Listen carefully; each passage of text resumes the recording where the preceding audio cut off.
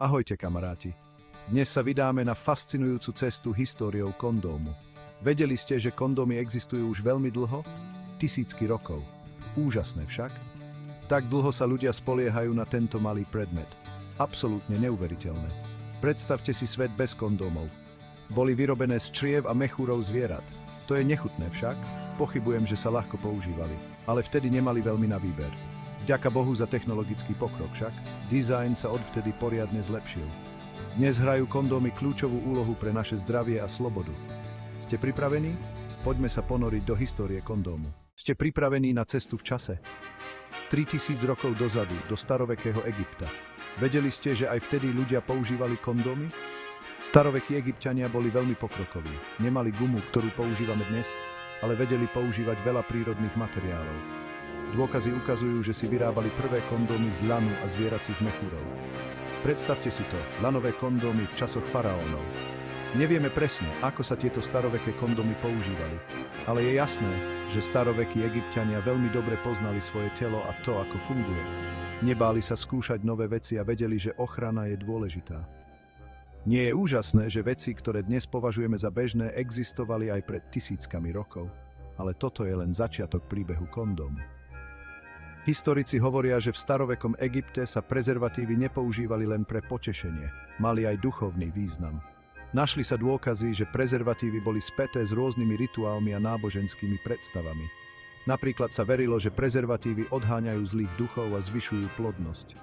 Toto spojenie sexu, antikoncepcie a náboženstva robí históriu prezervatívu ešte fascinujúcejšou. Niet pochýb o tom, že náš vzťah s týmto malým predmetom je zložitý a hlboký. Núti nás to zamyslieť sa nad tým, koľko tajomstiev ešte naša minulosť skrýva. Možno nikdy nezískame odpovede na všetky otázky, ale jedno je isté. Prezervatív bol súčasťou ľudskej kultúry už od nepamäti.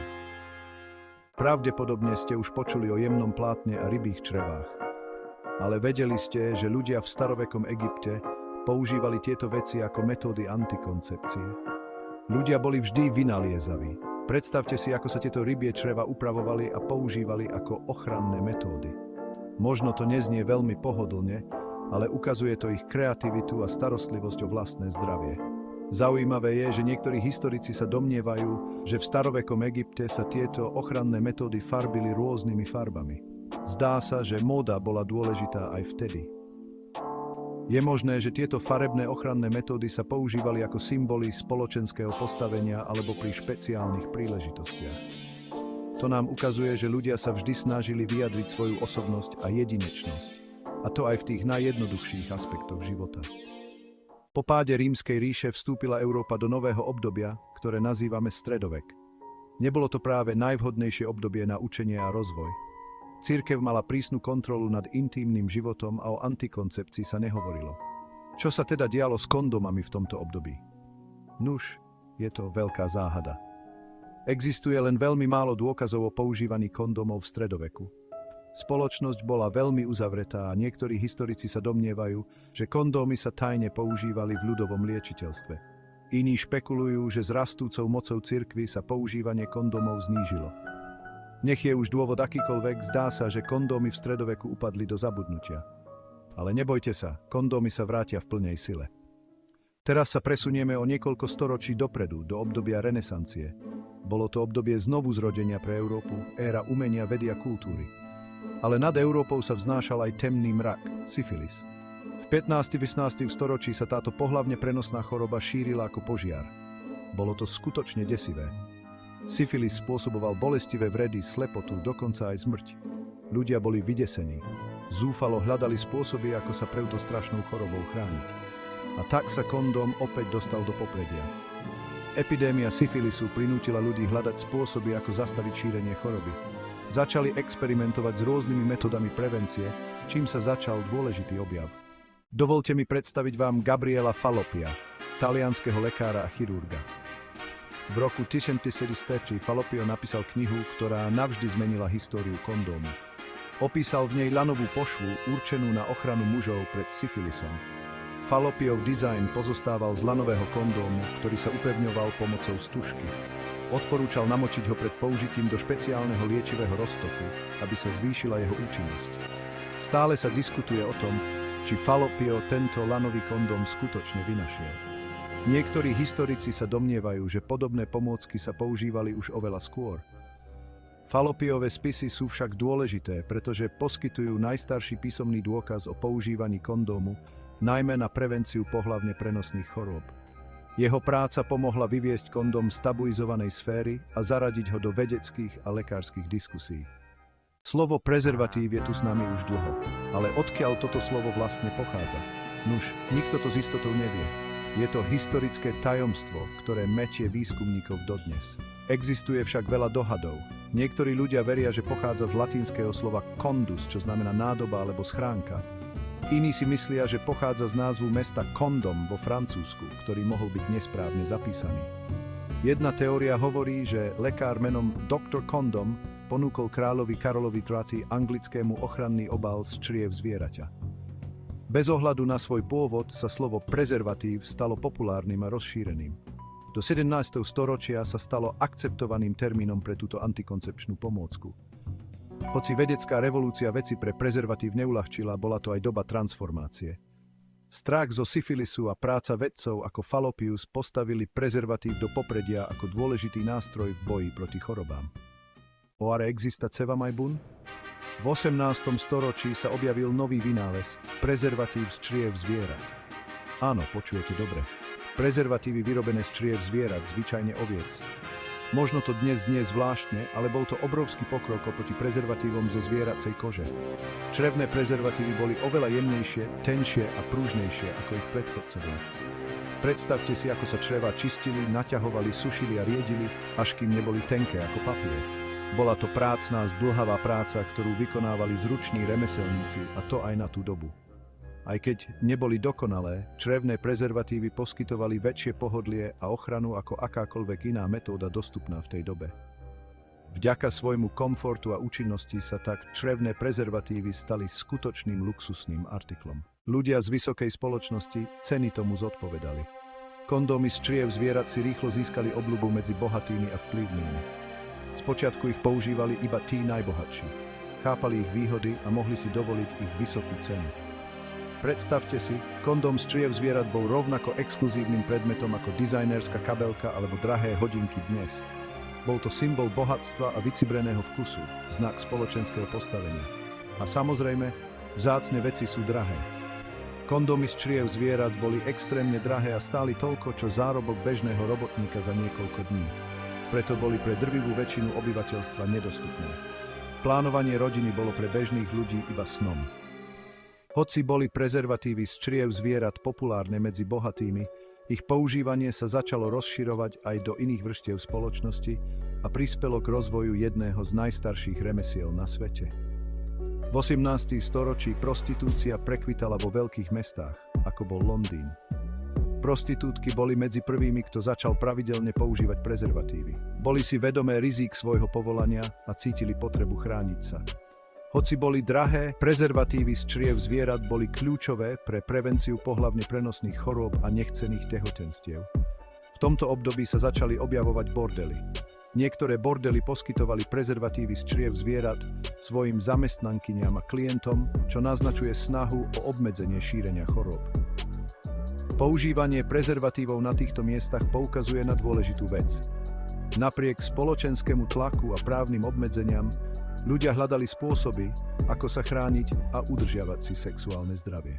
Predstavte si, koncom 18. storočia sa svet kondomov chystal na veľkú zmenu. Objav gumy zmenil všetko.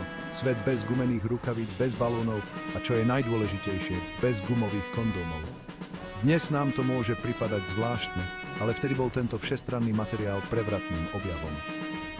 Pred gumou sa kondómy vyrábali hlavne zo zvieracích čriev, čo malo veľa nevýhod. Našťastie, v polovici 19. storočia americký vynálezca Charles Goodyear objavil proces vulkanizácie. Pri tomto procese sa surová guma zahrievala a miešala so sírou, vďaka čomu bola oveľa pevnejšia a pružnejšia. Tento vynález mal mnoho výhod, ale najdôležitejší bol jeho vplyv na výrobu kondómov. Latex, ktorý sa získala z kaučukovníka, sa ukázal ako ideálny materiál na výrobu kondómov.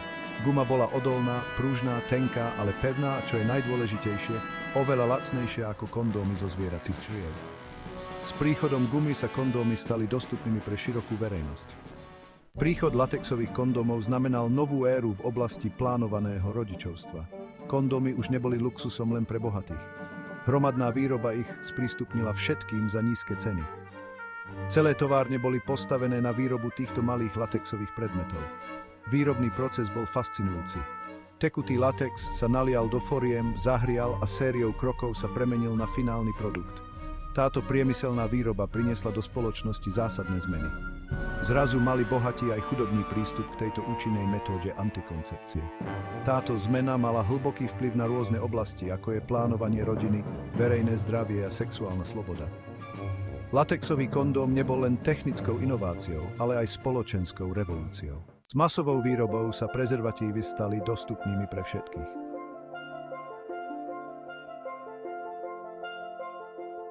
Už to neboli luxus dostupný len pre bohatých. Obchody, lekárne a dokonca aj niektoré potraviny ich začali predávať, samozrejme diskrétne.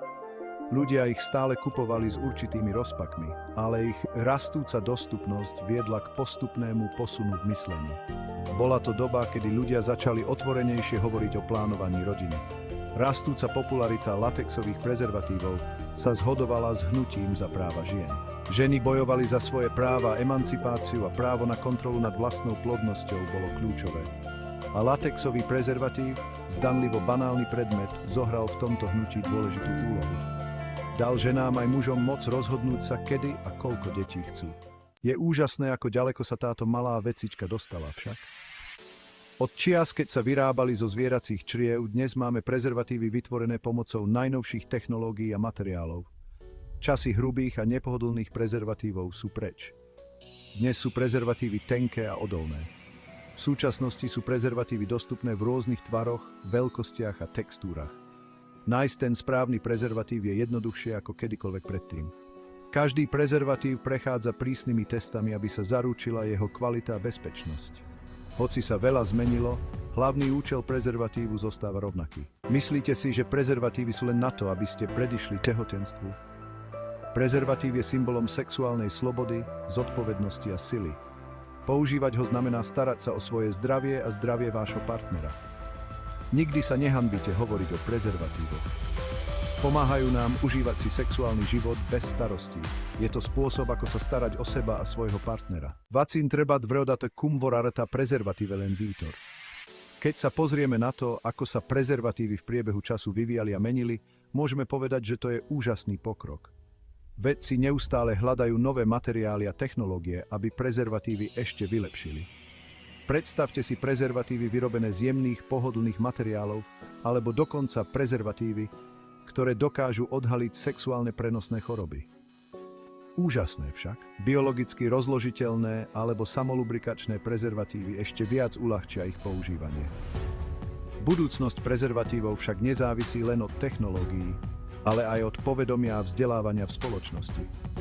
Je dôležité budovať otvorenú spoločnosť, v ktorej môžeme slobodne hovoriť o sexuálnom zdraví a plánovaní rodičovstva a kde sú správne informácie dostupné pre všetkých. Prezervatív hral a bude hrať dôležitú úlohu v sexuálnom živote ľudí. Prezervatív je dôkazom neustáleho pokroku ľudstva, našej túžby žiť zdravý, šťastný a bezpečný život. Od brehov Nílu až po moderné spálne, cesta prezervatívu je naozaj úžasná. Je to dôkaz ľudskej vynaliezavosti, revolúcie v láske a sexualite a našej túžby chrániť seba a našich blízkych. Viete si predstaviť časy, keď sa používali rybie mechúre? Nechajme už zvieracie črevá minulosti. To, čo sa začalo ako jednoduchá forma ochrany, sa stalo symbolom sexuálnej revolúcie a dôležitým nástrojom verejného zdravia. Takže, keď na budúce uvidíte prezervatív, spomeňte si na jeho tisícročnú históriu a dôležitosť. Je to dar od našich predkov pre zdravý a šťastný život. Pamätajte, je dôležité byť informovaný o sexuálnom zdraví a robiť zodpovedné rozhodnutia. Buďme zodpovední a odovzdajme toto posolstvo ďalším generáciám.